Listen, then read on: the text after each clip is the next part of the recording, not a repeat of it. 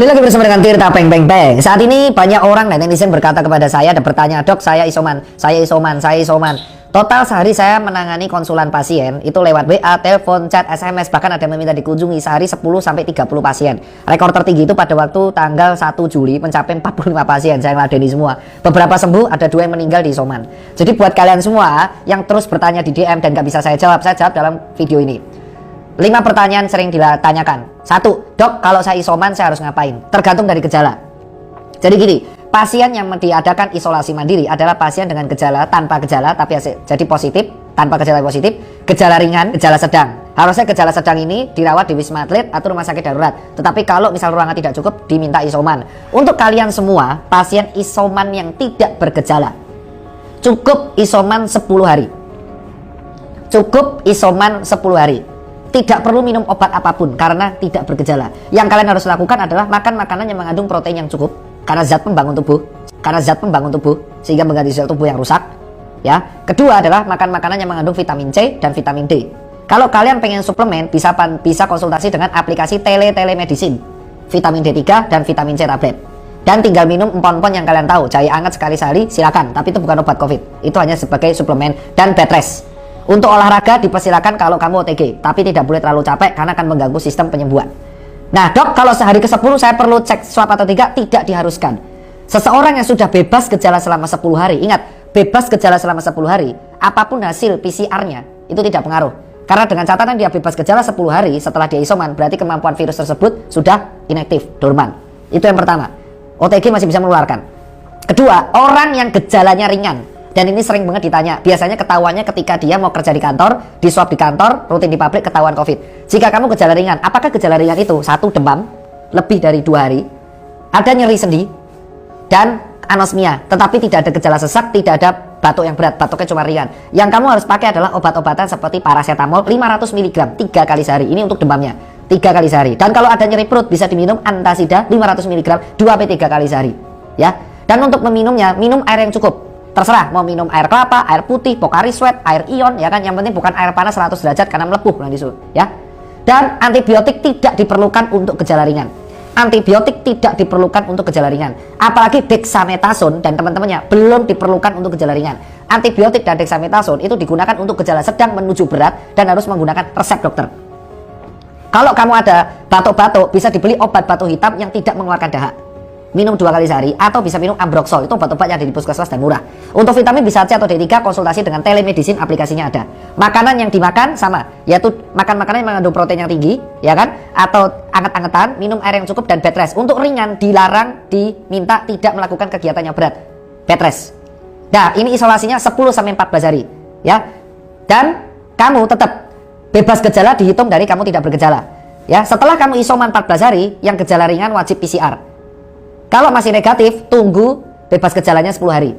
Misalkan kamu gejalanya 7 hari sudah bebas gejala, tapi hari ke-7 hari ke-14 masih positif. Berarti kamu tinggal nunggu 3 hari lagi bebas gejala.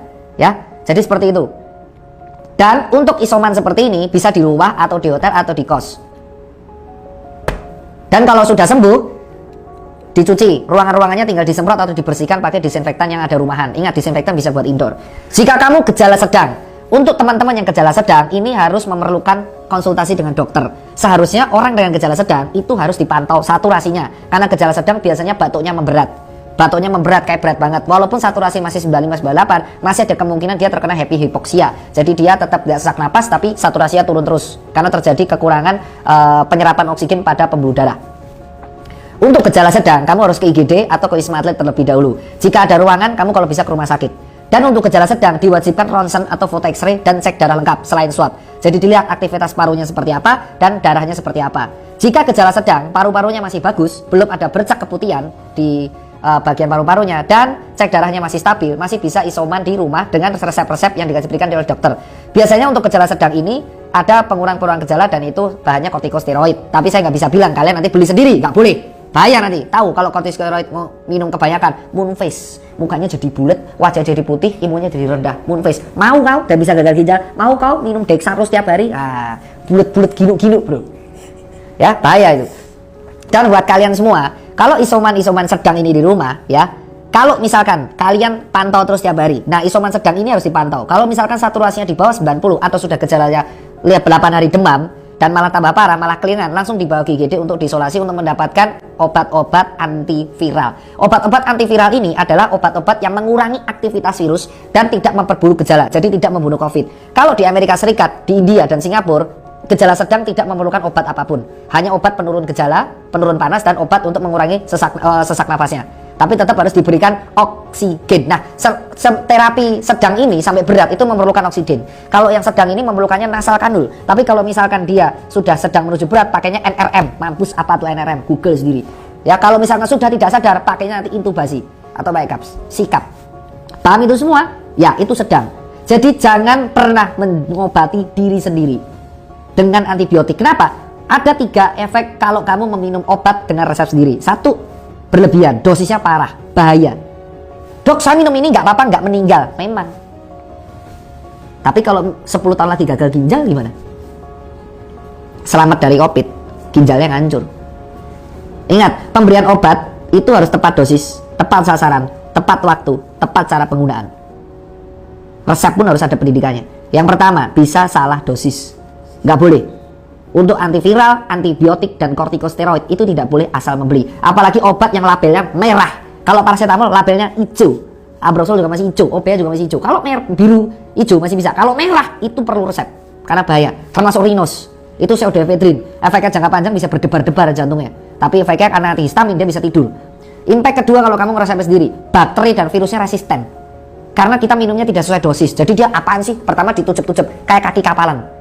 Mau kau bakteri resisten, namanya TBMDR. Bisa tuberculosis multidrug resistant. Jadi karena antibiotik tidak diminum dengan bagus, karena harus 6 bulan TB, jadi dia resisten. Yang terakhir adalah kerusakan pada organ tubuh, terutama hati dan ginjal. Mau?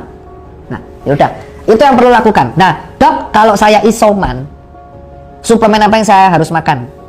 Dan makanan apa yang harus saya hindari? Jawab, makanan yang harus dihindari adalah makanan berminyak yang mengandung lemak berlebihan dan kolesterol. Gulanya juga dibatasin, ya. Kalau terutama orang yang punya diabetes. Kedua, oksigen sedia kalau kamu gejala sedang. Ya, makan makanan yang banyak mengandung antioksidan, brokoli, kembang kol, tomat, wortel. Ya, untuk bayam dan kangkung ada kristalnya.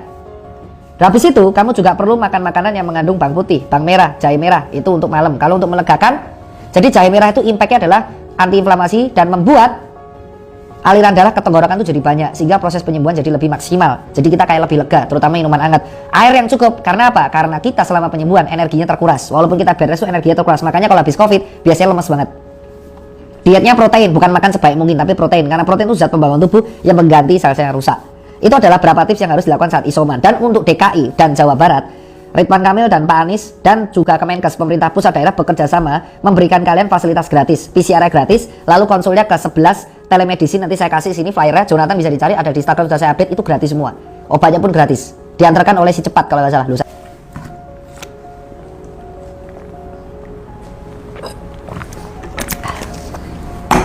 Dan jangan lupa minum air putih yang cukup, tergantung dari berat badan masing-masing.